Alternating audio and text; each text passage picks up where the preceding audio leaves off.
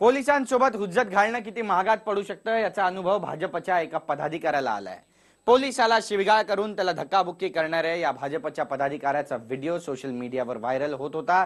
अखेर पोलिसांनी दिलेल्या तक्रारीनुसार बांगूरनगर पोलिसांना भाजपच्या या पदाधिकाऱ्याला अटक करावीच लागली। गोरेगाव पश्चिमेतल्या वॉर्ड क्रमांक 57 चे भाजपचे अध्यक्ष संतोष शाहने एका पोलीस कॉन्स्टेबल सोबत हुज्जत घालण्याचा प्रयत्न केला, शिवाय शिवीगाळ करत धक्काबुक्कीही केली। बांगूरनगर पोलिसांनी भाजपच्या पदाधिकाऱ्याला आता अटक केली आहे।